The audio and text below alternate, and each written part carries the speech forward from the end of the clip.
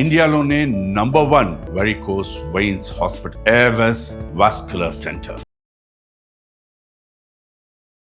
మేడ్చల్ జిల్లా Medipalli police station పరిధిలో Balaji hills కాలనీలో అత్యంత కిరాతకంగా మహేందర్ రెడ్డి అనే వ్యక్తి భార్యని చంపటమే కాకుండా హెక్సా బ్లేడ్ తోటి పార్ట్లుగా బాడీని కోసేసి దాన్ని 3 బ్యాగుల్లో పెట్టుకుని తీసుకువెళ్ళి మూసీలో వేసేసినటువంటి పరిస్థితి. ప్రేమించి పెళ్లి చేసుకున్నటువంటి భార్యని అత్యంత క్రూరంగా కిరాతకంగా హత్య చేశాడు. ప్రస్తుతం అదే ఇంటి దగ్గర మనం ఉన్నాం, కింద ఉన్నాము. యాక్చువల్లీ పైన 3rd ఫ్లోర్లో 2nd ఫ్లోర్లో వాళ్ళు ఉంటారంట.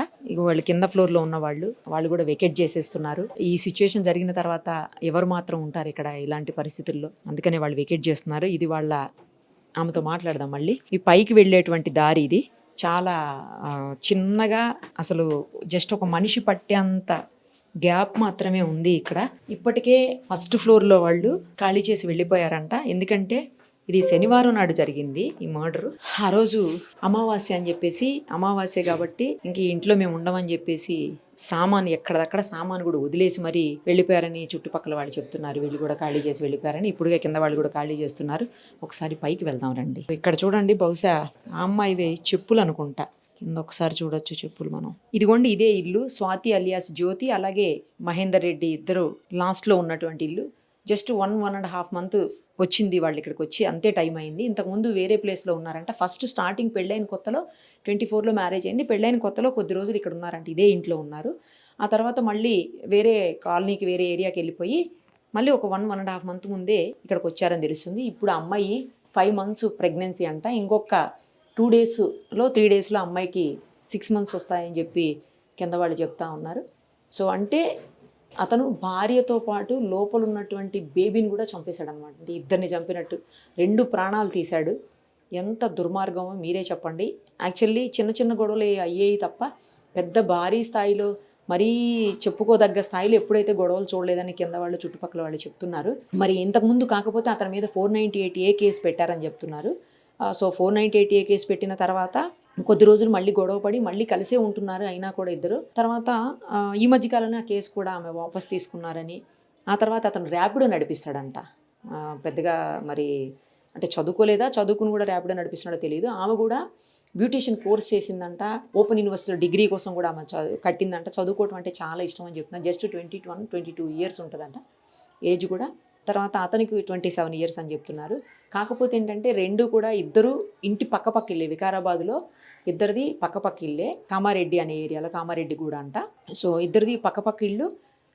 చాలా సంవత్సరాలు లవ్ చేసుకున్న తర్వాత వాళ్ళు ఒప్పుకోకపోతే ఒప్పించి పెళ్లి చేసుకున్నారని తెలుస్తుంది.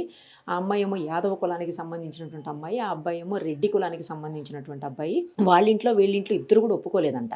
చాలాసార్లు పంచాయతీలు అయినాయి, పోలీస్ స్టేషన్ వరకు కూడా వెళ్ళారని చెప్తున్నారు. ఎవరు చెప్పినా కూడా ఆ అమ్మాయి వినలేదంట. ఇతన్నే పెళ్లి చేసుకున్నాను, అతను కూడా ఈమెనే చేసుకుంటానని పెళ్లి చేసుకున్నాడు. పెళ్ళైన తర్వాత నుంచి ఇమ్మీడియట్గా వీళ్ళు గొడవలు, చిన్నగా గొడవలు అవి ఇంకా కామన్గా అందరి ఇంటి ఉండేలాగానే ఉన్నట్టున్నాయి. బట్ తర్వాత అవి చిలికి గాలివానాయి. మరి ఆ రోజు 27వ తారీఖు, అంటే ఈ నెల 27వ తారీఖు, ఇంకొక 2 డేస్ తర్వాత ఆమె హాస్పిటల్లో అపాయింట్మెంట్ ఉంది, చూపించుకోవాలి, నేను ఇంటికి వెళ్తాను అంటే, ఇంటికి వెళ్తే ఇంక అక్కడే ఉండిపో, రావద్దు అని అన్నాడని. దానికేమో అమ్మాయికి ఇష్టం లేదు. ఎందుకంటే అందరినీ ఎదిరించి ఇష్టం లేకపోయినా సరే పెళ్లి చేసుకుంది కాబట్టి ఇంట్లో వాళ్లకు మళ్ళీ వాళ్ళ దగ్గరికి వెళ్ళటం కానీ, ఇతనికి దూరంగా వెళ్ళిపోవటం కానీ అమ్మాయికి ఇష్టం లేదు. చావైనా బ్రతికైనా అతనితోనే ఉండాలని చెప్పి నిర్ణయించుకుంది. ఆ కారణంతో అతను కొట్టినా తిట్టినా, ఇద్దరు గొడవలు పడినా కూడా సర్దుకుని అమ్మాయి ఉంటుందన్నట్టు కింద వాళ్ళు చెప్తున్నారు. సో రెగ్యులర్గా వాళ్ళ ఇంటికి వెళ్తుందట.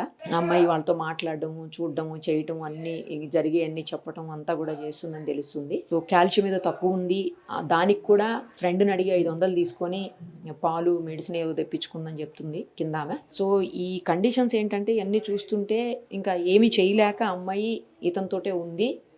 వచ్చాము, పెళ్ళయింది కదా, ఇక తప్పదన్నట్టు. బట్ మరి చిన్న గొడవనే పెద్ద గొడవ అయిందా, లేకపోతే ఏమైంది, ఆమె అలా గొంతు నులిమి అతను చంపేసి, దాని గురించి 27వ తారీఖు ఊరెళ్ళే దానికోసమే గొడవ అయింది. ఇంకా నేను ఇంటికి వెళ్తానంటే అతను ఒప్పుకోలేదని, ఆ విషయంలోనే గొడవ అయిందని చెప్తున్నారు. పోలీసులు కూడా అదే చెప్పారు. సో ఆ గొడవలో గొంతు నులిమి ఆమెను చంపేసి, ఆ తర్వాత హెక్సా బ్లేడ్ తీసుకొని ఆమె చేతులు, కాళ్ళు, మెడ అన్నీ కూడా సపరేట్ చేసేసి పార్ట్స్ చేసేసి బాడీని వాటిని బ్యాగుల్లో పెట్టుకుని తీసుకుని వెళ్ళి మూసీలో వేసేశాడు. ఆ మూసీ స్పాట్లో కూడా చాలాసేపు పోలీసులు వెతికారు. ఒకసారి మనం అక్కడికి కూడా వెళ్ళి చూద్దాము. బట్ దారుణమైన ఘోరమైన ఇన్సిడెంట్ ఏంటంటే ప్రెగ్నెన్సీ కడుపుతో ఉన్నటువంటి భార్యని క్రూరంగా కిరాతకంగా చంపేశాడు. అసలు అతను చూస్తుంటే కూడా అలా అనిపించట్లేదు. ఎందుకు ఇతను ఇలాంటి ఏస్టీ డెసిషన్ తీసుకున్నాడు? చిన్న విషయాలకి ఎందుకు ఇంతలాగా మనుషులు అయిపోతున్నారు? నిన్న మొన్నే చూసాం మనం సోమవారం నాడు. ఈ వారంలో 2 దారుణమైన ఇన్సిడెంట్స్. సోమవారం నాడు కూకటపల్లిలో 10 ఏళ్ల బాలికని 14 ఏళ్ల పిల్లోడు చంపేశాడు. ఇప్పుడు మళ్ళీ భార్యని శనివారం నాడు, అదే వీక్ శనివారం నాడు మళ్ళీ భార్యని కిరాతకంగా హెక్సా బ్లేడ్తో ముక్కలుగా కోసి చంపాడు మరో దుర్మార్గుడు. మరి నేను ఇందాక అన్నట్టు ఒకళ్ళు కాదు 2 ప్రాణాలు తీసుకున్నట్టు అతను. లోపల ఉన్న బేబీ ప్రాణాలు కూడా తీసేసినటువంటి పరిస్థితి. ఇప్పుడే చూసాము లోపల కూడా, అంటే పోలీసులు యాక్చువల్లీ లాక్ చేసేశారు రూమ్ని. బట్ లోపలంతా కూడా బ్లడ్, చాలా ఎక్కువగా బ్లడ్ పడిపోయి ఉంది. అంటే చంపిన తర్వాత ఆమెని గొంతు నులిమి చంపిన తర్వాత కట్ చేసినప్పుడు బహుశా ఆ బ్లీడింగ్ అయినట్టుంది. ఆ బ్లడ్ అంతా కూడా లోపల స్టెయిన్స్ అట్లానే ఉన్నాయి. చాలా పెద్ద ఇట్లా ఇంత బ్లడ్ మడకలాగా కనిపిస్తూ ఉంది మనకు. మరి అంత జరుగుతుంటే మరి అమ్మాయి అరవలేదా లేకపోతే ఏం జరిగింది అనేది తెలియదు. బయటికి కూడా చాలా బ్యాడ్ స్మెల్ వస్తూ ఉంది. బ్లడ్ అంటే 2-3 రోజులు అయింది. వాళ్ళకి 3rd డే కదా, దాని అనుకుంటా స్మెల్ వస్తుంది. కింద అట్టలాగా కట్టేసి ఉంది బ్లడ్ అంతా. అసలు అంత దారుణంగా చంపుతుంటే అబ్బాయికి భయం వేయలేదా ఏంటి అర్థం కావట్లేదు. అసలు చుట్టుపక్కల కూడా ఇంతమంది ఉంటారు, ఎవరున్నా చూస్తారనే భయం కూడా లేకుండా కట్ చేసి పార్ట్స్ బ్యాగ్లు వేసుకొని తీసుకుపోతున్నాయి కూడా. సీసీ కెమెరాలో విజువల్స్ రికార్డ్ అయినాయి. నేను ఆ విజువల్స్ కూడా మీకు చూపిస్తాను. ఆ బ్యాగ్ తీసుకొని పోతున్నాడు అనమాట. ఇక్కడ నుంచి మళ్ళీ కొంత దూరం వెళ్ళి మూసీలో పడేశాడు వాటన్నిటిని. పోలీసులు బహుశా లాక్ చేసింది ఎందుకంటే ఫోరెన్సిక్ ల్యాబ్ వాళ్ళు, తర్వాత క్లూస్ టీము ఇవన్నీ వచ్చి తీసుకోవడానికి అనుకుంటా అవన్నీ లాక్ చేసి పెట్టి ఉంచారు. ఏదైనా కూడా దారుణం. ఇక్కడ కింద అన్ని వస్తువులు ఉన్నాయి. వాళ్ళయ్యే వండుకున్న గిన్నెలు కూడా అక్కడే ఉన్నాయి. ఆమె చెప్పులు మొత్తం అక్కడ చూస్తే, అక్కడ వంట చేసుకునే పాత్రలు, స్టవ్, మిక్సీ అన్నీ ఉన్నాయి ఇక్కడనే. ఏదైనా కూడా నేను ఇందాక అన్నట్లు మళ్ళీ చెప్పాల్సి వస్తుంది. ఇద్దరిని చంపాడు, లోపల ఉన్నటువంటి బిడ్డను కూడా చంపాడు. దారుణం. ఇదైతే అన్యాయం. ఈ భూమి మీదకి తీసుకురండి అని ఆ బిడ్డ అడగలేదు కదా, అడగక ముందే తీసుకుని రావడానికి ట్రై చేస్తూనే మధ్యలోనే చంపేశారు. ఆ రైట్ కూడా ఎవరు ఇచ్చారు? అసలు ఎవరిని చంపే రైట్ లేదు కదా. ఇంకా అసలు కనీసం ఈ ప్రపంచాన్ని చూడకముందే బిడ్డను కూడా చంపేశాడు. ఇది అత్యంత ఘోరం. అసలు భార్యని, కడుపుతో ఉన్న భార్యను చంపడం ఎంత క్రూరం, ఎంత కిరాతకం, ఎంత దారుణం, ఎంత చెప్పినా కూడా తక్కువే అవుతుంది. తర్వాత అన్నది విలేజ్. సో వాళ్ళ మమ్మీ వాళ్ళ డాడీ అయితే అంటే ఫార్మరు ప్లస్ ఆటో డ్రైవర్ అంట. సో తనది లవ్ మ్యారేజ్ అయింది అని చెప్పింది. మ్యారేజ్ అయినాకనే ఇక్కడికి వచ్చినారు. ఉన్నారు, మళ్ళీ వెళ్ళిపోయినారు. ఉన్నారు, మళ్ళీ ప్రెగ్నెంట్ కూడా మళ్ళీ వచ్చింది. ఇక అక్కడ ఉన్న రూమ్లో కొంచెం ఇష్యూ ఉండే అంట, ఓనర్తో వచ్చేసింది. ఇక్కడ మంచిగా ఉండే కాబట్టి మళ్ళీ ఇక్కడికి వచ్చింది.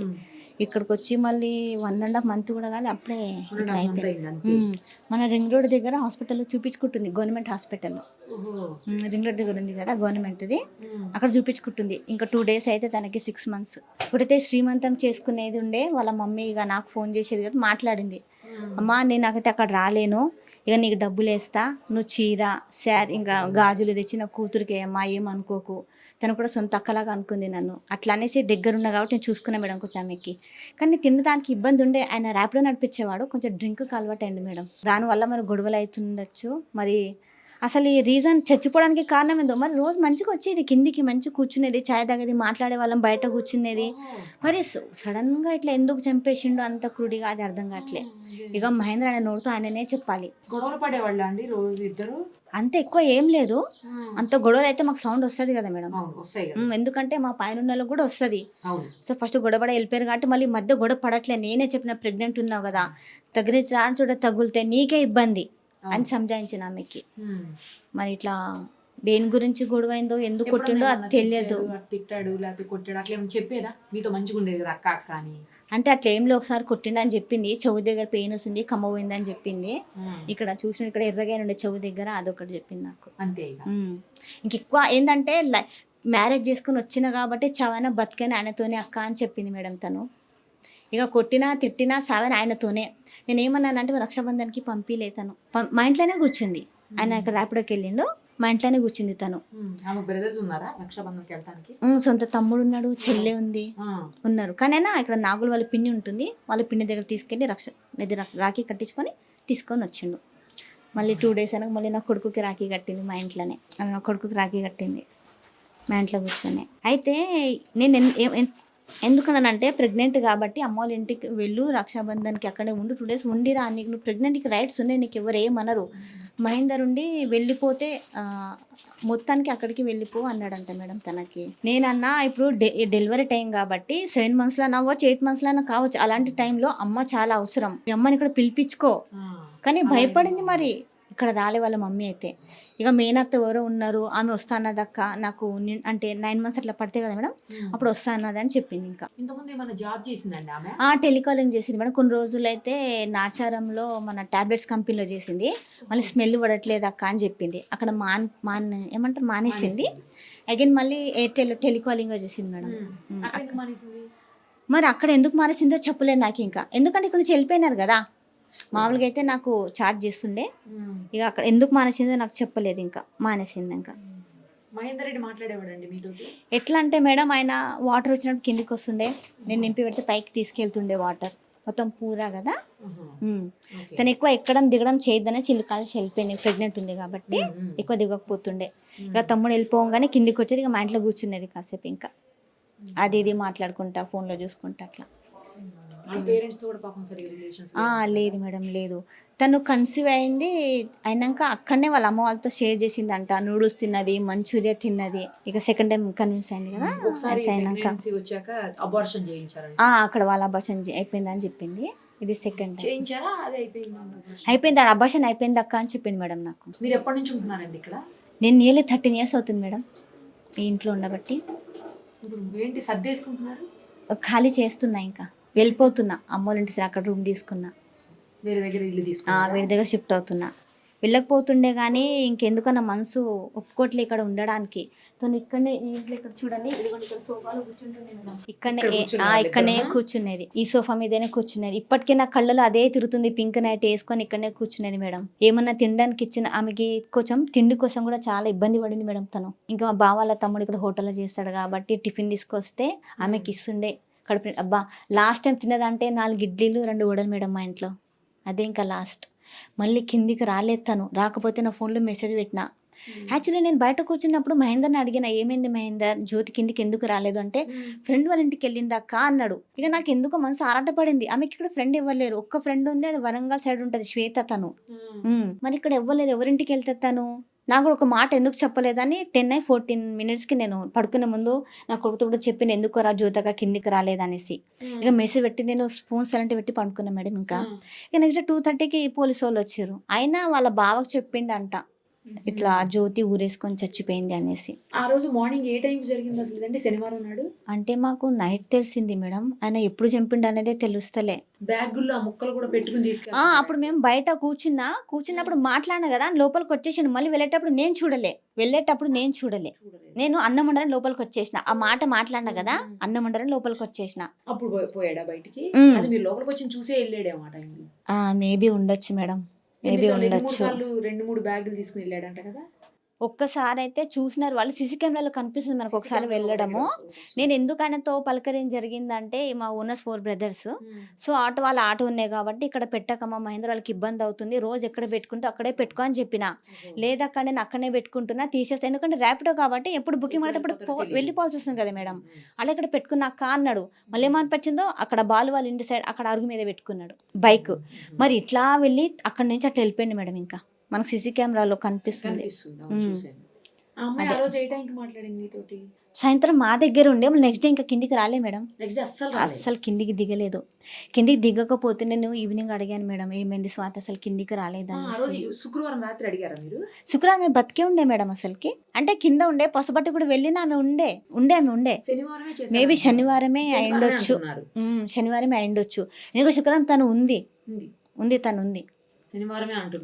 శనివారం. ఎందుకంటే శుక్రవారం మా చెల్లి అమ్మవారికి ఒడి బియ్యం పోస్తుంది అంటే, నేను ఫ్లవర్స్ అన్ని తీసుకొని వచ్చి ఆమెతో మాట్లాడినా, కూర్చున్నా, ఉంది. సాయంత్రం మళ్ళీ నెక్స్ట్ నుంచి కనిపించలేదు నాకు. ఇంకా మాట్లాడింది, ఉంది. శుక్రవారం బతికే ఉంది తను, మేమది శనివారమే చేసి ఉండొచ్చు మేడం.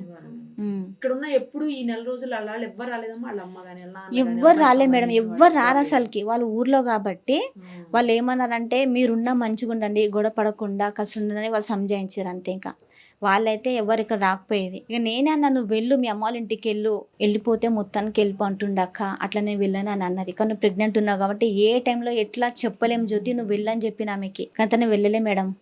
ఏదన్నా చెప్తే వినేవాడానా మహేంద్ర కూడా మీ మాట? విన్నాడు మేడం. మామూలుగా అయితే ఎక్కువ పని ఎప్పుడు అవసరం ఏం పడలేదు. అది మొన్న బైక్ గురించి చెప్తేనే విన్నాడు. ఇక అక్కడ పెట్టుకున్నాడు. సరే అక్క అక్కడ పెట్టుకుంటా అన్నాడు. అక్కడ పెట్టుకోక మహేంద్ర వాళ్ళకి ఇబ్బంది అవుతుందంటే సరే అక్క అన్నాడు. వాళ్ళ అంటే నేను ఎప్పుడు గొడవలో మధ్యలో ఇంటర్ఫియర్ కాలేదు మేడం. కాకపోతే సంజాయించిండొచ్చు. బట్ ఇక్కడైతే ఇంత కొట్టుకోవడం అలా ఏం జరగలే. కానీ ఒకరోజు కొట్టినాకైతే చెప్పింది ఇక్కడ కొట్టిండు, చెవు దగ్గర నొప్పి లేస్తుంది అంతే. తర్వాత మళ్ళీ ఇంకెక్కువ జరగలేదు. బట్ మధ్య ఆ రోజు రాత్రి ఏం జరిగిందో తెలియలే మేడం. ఇంకా బ్యాడ్ లక్ ఏంటంటే బాధాకరం, ఆమె ప్రెగ్నెంట్. ఆయనకి ఎందుకు మనసుకి ఒకసారి అనిపించలేదు. ఇంకా 4 months అయితే వాళ్ళ ఒక ఆడమెకి పాపుడితే ఎంత హ్యాపీనెస్ మేడం. ఏ ఆడపిల్లకైనా అమ్మతనం అంటే గొప్ప, దాని మించి ఇంకొకటి ఉన్నది మేడం. అంతే. ఇక్కడికి వెళ్ళినా ఆస్తి అంతస్తులు అడగరు, నీకు ఎంతమంది పిల్లలని అడుగుతారు. సో చాలా హ్యాపీగా ఉండే మేడం తను. ప్రెగ్నెంట్ ఎందుకు హ్యాపీ ఉండే. నేను సంజాయించిన ఏం కాదు జ్యోతి, నార్మల్ డెలివరీ అవుతుంది. కాకపోతే కాల్షియం తక్కువ ఉండే. ఇక ఆమె ఫ్రెండ్ శ్వేత 500 వేస్తే మిల్క్ ప్యాకెట్ ఇవ్వన కొడుకు తెస్తేనే పైకి కింద దిగద్దు అంటే పంపిస్తుండే, పైకి తీసుకెళ్ళి ఇస్తుండే. చిన్న చిన్న పనులు వింటుండే, కింద దిగద్దు కాబట్టి. Actually before marriage Swathi, after marriage Jyothi madam. Jyothi అని మార్చుకోమన్నాడంట తను. ఇక జ్యోతి అనే పిలుస్తుండే. స్వాతి అని పిలవకక్క అని చెప్పింది. ఇక డిగ్రీ కూడా చేస్తా అని ఫీజు కూడా పే చేసింది తను. ఓపెన్ డిగ్రీ చేస్తాను. తను స్టడీ చాలా ఇంట్రెస్ట్ ఉండే మేడం. తనకి చాలా హుషారుంది. మా రోజు స్కూల్ పోకపోతే పోవద్దురా, స్టడీ వల్ల నీకు తెలియదురా, దుమ్మాలు కొట్టద్దని సంజాయించేది నా కొడుకుకి. ఎంత ఉంటుందండి ఏజ్? 21 22? 20. నా కోడలు ఏజే సేమ్ ఏజ్. తను మా కోడలు 21. 2004లోనే పుట్టిందంట తను కూడా. 21 years. తను మంచిగా బ్యూటిషియన్ నేర్చుకుంది, సర్టిఫికెట్ కూడా వచ్చింది మేడం తనకి. మెహందీ మన ఫ్రెండ్ వాళ్ళది అక్కది మ్యారేజ్ ఉంటే పాప మెహందీ వేసింది తనే. ఎట్లా అంటే కొంచెం ప్రెగ్నెంట్ ఉండి డబ్బులకి ఇబ్బంది అయ్యి 100-200 వస్తే అంత ఆసరైతుంది అన్న ఉద్దేశంతో ప్రెగ్నెంట్ కూడా 11 వరకు 2 చేతులకు నిండుగా మెహందీ వేసింది తను. కానీ అన్ని నమ్మి ఆయనతో ఉన్నందుకు ఆయనకి లాస్ట్కి ఇట్లా గొంతు కోసడం అది తప్పు, మంచిగా జరగలే మేడం. నమ్మింది, లవ్ మ్యారేజ్ చేసుకుంది, నన్ను చూసుకుంటాడేమో, చాలా బతికి ఆయనతో ఉండాలని అనుకుంది. కానీ ఆయనకి ఆ థాట్ ఎందుకు వచ్చిందో ఇంత క్రూడిగా చంపడానికి. ఆ మైండ్లో ఎట్లా వచ్చిందేమో ఆ ఆలోచన, అదే తెలియలే. రెంట్కుంటుందని తెలుసు, మీతో మాట్లాడేదా తను? కానీ ఎక్కువ క్లోజ్ ఉండపోయేది. కానీ మామూలుగా బయటకు వస్తే తిన్నారా అంటే అది ఇది అంటే తిన్నది అంతే. అంటే తిన్నాం రా అది అంటే మీరు తిన్నారా అంటే తిన్నాం అంటే అది అని అనేది. వంట అయింది అది అని మాట్లాడేది. కానీ ఎక్కువ అయితే పరిచయం అయితే లేదు అమ్మతోటి. ప్రెగ్నెంట్ అని చెప్పింది. ఇట్లా నాకు సీమంతం చేసుకోబుద్ధి అవుతుంది అంటే అది అని అన్నది. అంటే చేసుకోపోయినవరా, ఒక 5 మందిని పిలిపించారనే చేసుకోపోయినవరా అంటే నాకు చేసుకుందాం అనుకుంటున్నా అంటే, కానీ మా ఆయన ఒప్పుకుంటలేడని ఆ మాట చెప్పింది నాతోటి. అది మొన్న రీసెంట్గానే బుధవారం రోజు అన్నది నాతోటి. ఇక్కడ మధ్యాహ్నం 2 మార్గం మీద కూర్చున్నాము చెప్పింది అంత. కానీ ఇట్లా చేస్తాడని అనుకోలేదు. కానీ మేము మా ఇంట్లో ఉండి మాకు ఇంత శబ్దం రాకుండా ఇట్లా చేస్తాడని రాలేదు. కొంచెం కూడా సౌండ్ రాలేదు. మేము ఎప్పుడు ఇంట్లోనే ఉంటాం కానీ ఇంత సౌండ్ రాకుండా ఎట్లా చేసిందో డౌట్ కూడా రాలేదు. మేమే అది అయోమయంలో ఉన్నాం. కానీ ఎక్కువ కింది కూడా దిగపోయేది. ఆమంతలో ఆమె ఉండేది, పైన వాకింగ్ చేసుకునేది. ఎందుకంటే ప్రెగ్నెంట్ కదా, కొద్ది వీక్ ఉందని మెట్లు ఎక్కి దిగొద్దని అన్నారంట అని కిందికి ఎక్కువ రాకపోయేది. కానీ ఇట్లా అని చెప్పింది ఆమె. 5 నెలలు అంటే నాకు ప్రెగ్నెంట్, ఇట్లా సీమంతం చేసుకోబుద్ధి అవుతుంది అంటే అని నేను చెప్పింది. అంటే ఒక 5 మందిని పిలిపించి చేయించుకోరా అని నేను అన్నా అని అంటే అదే మాట్లాడింది. ఎప్పుడు నాకు ఇల్లు కూడా చూపించింది. అలా చెల్లెని, అలా తమ్మిని, అలా బెడ్రూమ్లో ఇల్లు చూపించింది. సెల్ఫీ దిగిన ఫోటో. అలా చెల్లె ఆమె వాళ్ళ ఇంటి కాడది, అలా చెల్లెది, అలా తమ్మింది, ఆమెది ఫోటో చూపించింది. చూడండి మా తమ్ముడు మా చెల్లె మా ఇల్లు ఇట్లుంటుంది అంటే అనేది చూపించింది. అంతే. ఎప్పుడు ఇద్దరు గొడవ పడుతున్నట్టుగా అట్లా ఏమి ఎప్పుడు చెప్పలేదు అంటే అంత ముందుకు గొడవ అయ్యేది చేసేది. కానీ ఇప్పుడు వాళ్ళు వచ్చి మొన్న నెల అవుతుంది వచ్చి, కానీ ఏమి శబ్దం ఇట్లా గొడవ పెట్టుకున్నట్టు ఏం తెలియలే. కానీ ఇక్కడ ప్లాన్ ప్రకారమే వచ్చి ఇట్లా చేసిందని మేము అనుకుంటున్నాం. ఇక్కడైతే ఎవ్వరు పట్టించుకోరు అని. ఇక్కడ రెంట్కున్న వాళ్ళు కూడా పైన మోటార్ వేసినా కూడా పైకి వెళ్ళారు. ఇక అట్లా అని ఎవరు ఇంట్లో అలా ఉంటారని చూసింది ఆయన. మీతో మాట్లాడేవాడేనా అప్పుడన్నా? మాకు ఆయన పేరు కూడా తెలియదు. మొన్న ఈమె మాట్లాడింది ఉర్మిళ అన్నటమే. ఆమె మాట్లాడితే ఆమె పేరు కూడా ఇంతవరకు తెలియదు. సంవత్సరం అవుతుంది ఇంట్లో ఉండబట్టి ఆయన పేరు కూడా తెలియదు. మొన్న తెలిసింది మహేందర్ అని పేరు. మహేందర్ రెడ్డి భార్యను హత్య చేసి అత్యంత కిరాతకంగా ముక్కలుగా నరికి వాటిని బ్యాగ్స్లో వేసుకొని ప్యాకెట్స్లో కవర్లో వేసుకొని తీసుకొచ్చి పడేసినటువంటి ప్లేసు మూసీ నది ఇదే. అతని ఇంటి దగ్గర నుంచి దాదాపు 14 కిలోమీటర్లు ఉంది. అంటే ఎవరికి ఏ మాత్రం అనుమానం రాకుండా దూరంగా తీసుకొచ్చి ఇక్కడ పడేశాడు అనమాట. ఇది చూడండి, వాటరు ఫ్రీ ఫ్లో, అంటే చాలా స్పీడ్గా ఫ్లో అవుతా ఉంది వాటరు. ఎందుకంటే వారం 10 రోజుల కిందట అంతా కూడా మనకు తెలుసు విపరీతమైన వర్షాలు పడున్నాయి. మొత్తం మూసి అంతా కూడా ఫుల్ అయిపోయి చాలా చోట్ల బ్రిడ్జెస్ దగ్గరకి కింది లెవెల్ వరకు వచ్చేసినటువంటి సిచ్యుయేషను. సో అందుకే ఇక్కడ కూడా ఫుల్ ఇప్పటికీ ఇంకా ఫ్లో ఉంది. బహుశా ఇంకా 2 రోజుల క్రితం ఇంకా ఉండాలి.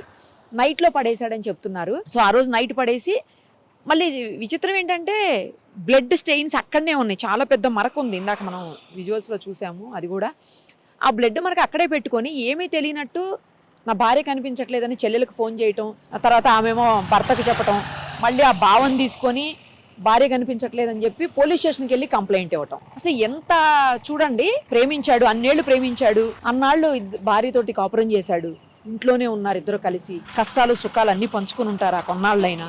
అలాంటి మనిషిని, అంతగా తనతో పాటు ఉన్నటువంటి కట్టుకున్న భార్యని అంత పాశవికంగా, అత్యంత క్రూరంగా, హీనంగా, ఘోరంగా ఎలా కట్ చేయాలనిపించింది. చిన్న రంపం లాంటిది, అంటే ఎక్సా బ్లేడు చిన్న రంపం లాంటి దాంతో అని చెప్తున్నారు.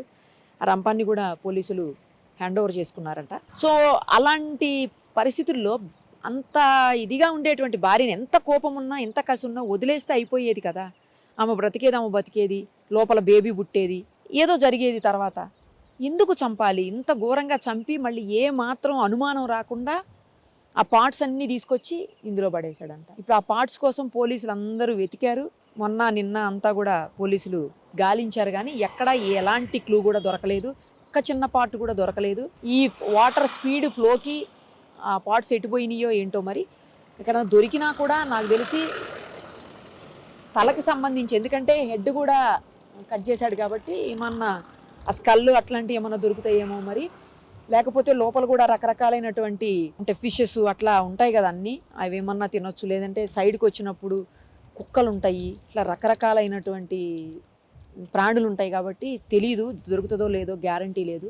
ఎఫ్ఎస్ఎల్ రిపోర్ట్స్, అంటే ఫోరెన్సిక్ రిపోర్ట్స్, తర్వాత అతని కన్ఫెషనల్ స్టేట్మెంటు, అక్కడ ఉన్నటువంటి ఆధారాలు ఏవైతే హ్యాండ్ ఓవర్ చేసుకున్నారో, అంటే అతను చంపినటువంటి రంపం కావచ్చు, లేదా కింద ఉన్నటువంటి బ్లడ్ స్టెయిన్స్ కావచ్చు, ఇలా అక్కడి నుంచి తీసుకున్నటువంటివి, తర్వాత వేలి ముద్రలు, ఇలా టెక్నికల్ ఎవిడెన్స్ మీద పోలీసులు ఆధారపడాల్సినటువంటి పరిస్థితి ఉంటుంది ప్రస్తుతానికి ఆ బాడీ దొరకనంత వరకు. అతనైతే అరెస్ట్ చేశారు, రిమాండ్ చేశారు. మనిషి తిరిగి రాదు, అలాగే లోపల ఉన్నటువంటి బేబీ కూడా. ఇక అంత ఘోరము. ఎందుకు ఇలా తయారవుతున్నారో మనుషులు, ఏం చూస్తున్నారు, ఏం ఆలోచిస్తున్నారు, ఎందుకు ఇలాంటి దారుణమైనటువంటి నిర్ణయాలు తీసుకుంటున్నారు, ఇంత అత్యంత కిరాతకంగా ఎందుకు బిహేవ్ చేస్తున్నారు, అసలు ఎందుకు ఇలా ప్రవర్తిస్తున్నారో కూడా అర్థం కానటువంటి సిచ్యుయేషన్ కొన్ని కేసెస్లో రెగ్యులర్గా చూస్తున్నాం మేము. ఏది ఏమైనా చేసిన ఈ హత్యకి, కిరాతకంగా చేసినటువంటి ఈ పనికి, క్రూరంగా 2 ప్రాణాలను బలి తీసుకున్నటువంటి ఈ పనికైతే అతనికి ఖచ్చితంగా శిక్ష పడి తీరాలి. చట్టం ఏ విధమైనటువంటి శిక్ష విధిస్తుంది అనేది కొంచెం టైం పడుతుందేమో కానీ వేచి చూద్దాం.